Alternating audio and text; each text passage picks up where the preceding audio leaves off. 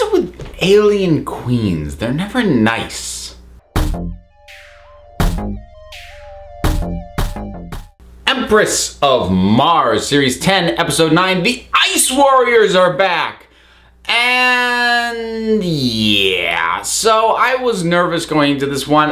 The Ice Warriors, I thought it was cool when they came back previously, and Matt Smith had his episode with them. It wasn't a phenomenal episode, but I thought it was cool to see them revisit the Ice Warriors as a race, and in a way almost kind of give them the Dalek treatment. And by that I mean the episode titled Dalek from Series 1. Sort of like, look, we used to deal with massive these, let's just deal with one and show you why one of these is bad news. And I think for what it was trying, that episode was fine and did it pretty well. But I didn't feel a need or a particular draw to see the Ice Warriors again. So I was nervous going in and getting it. You know, it's fine. I don't think there's a ton that's really horrible about this episode. There's just very few solid strengths is the thing. A lot of it's just a wash. And this version of the Ice Warriors between the Queen and the Resolution, it feels like they took the Rachnos Queen and mixed her up with the Silurians. And that feels very much like what we got here. There are... I mean, the part of me loves the bonkers nature of the premise. You know, the Victorian era British, very step up a lip. You know, British, they're on Mars. That's nuts, and I like a nuts idea. It just didn't yield a heck of a lot in terms of, you know, what you got from the characters. And I think if you've seen many Doctor Who episodes, the pattern was really easy to suss out. And you know, and this is sort of a, it just feels very boilerplate. It feels like a quote-unquote standard Doctor Who. It's like, here's the group of humans, and one of them's kind of okay. Some of them are jerks. Someone's gonna be an idiot and cause a problem. Someone's gonna be trigger happy and cause more problems. The aliens will be angry. Now, I mean, this sort of thing has gone on since the classic era. The difference is, back in the classic era, it usually resulted in the aliens getting wiped out. Modern era usually results in more of a truce situation. So there's that difference, but it just feels completely bog standard. And there are little things that I like to, and it pretty much is little things. It is little touches. So like when the Empress was starting to revive everybody and they started to light up in the walls, and you saw the silhouettes of the Ice Warriors. I liked it as a visual, first of all, in terms of showing you the scope and how many of those things there were.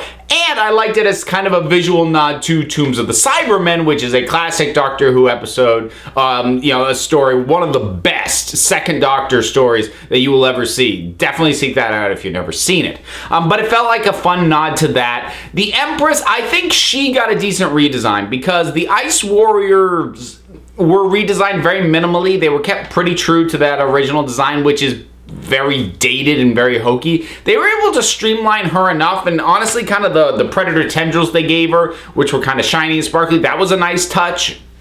I think she had a better design, so it was probably good that most of the visual emphasis was on her and not the soldiers, who, they look like Lego men. They just do. I did kind of like the whole arc with the commander, the idea that, that he was a coward and he, was not successfully punished for that, and sort of him standing up and then him volunteering to serve the Queen. That was interesting enough that it's like, I don't want to see more of the Ice Warriors, but I kind of want to know what happened to him, because that's interesting and that's different and that's a fun twist in terms of the conclusion. But again, I don't know what there is left to get out of the Ice Warriors.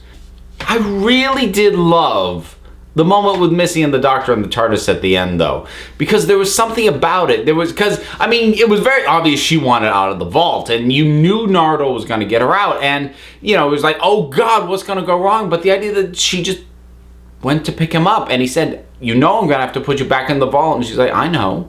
But that moment that they shared, that was fascinating to me. I don't know for certain where things are going with Missy, with the Master, but I'm in. I'm really in on that, because the dynamic that's going on is so intriguing to me, and it's so different yet feels correct. It doesn't feel like a betrayal of anybody's character. So watching her, and I don't know if it's struggling against her instincts, I don't know, but just trying to be quote unquote good. It's really fascinating. It's, I say how much I love it. It's 20 seconds of the episode, so and completely disconnected from the story that's told.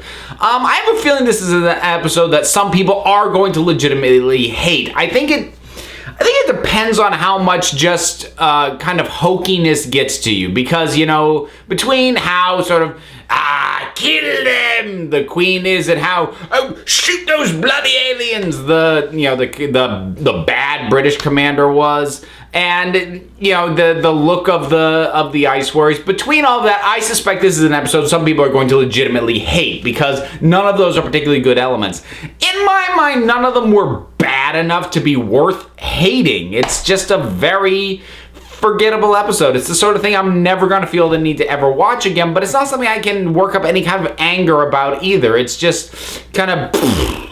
And I'm glad I recorded this really soon after I watched it, because I think my brain's just going to start scrubbing it pretty quick. Oh, the one other thing I want to mention is that weapon that the Ice Warriors had, the first time they shot somebody with it, I thought that was really cool. And I don't know, I didn't rewind it and recheck this, but I don't know if it was done different, or if there was a different sound effect, or if it just done with a different sense of impact. But that first time they used it, it felt more impactful. It felt like the condensing was more violent, the sort of thing. And I was like, oh, woo. But then they showed it more after that, and it lost that sense of a violent contraction, and then when the bodies fall, they kind of bounce, and it became goofy. So I don't think it was a bad idea, because the first time I saw it, it looked like it hurt, so they sold it with that first one, but then every time it was used after that, it just got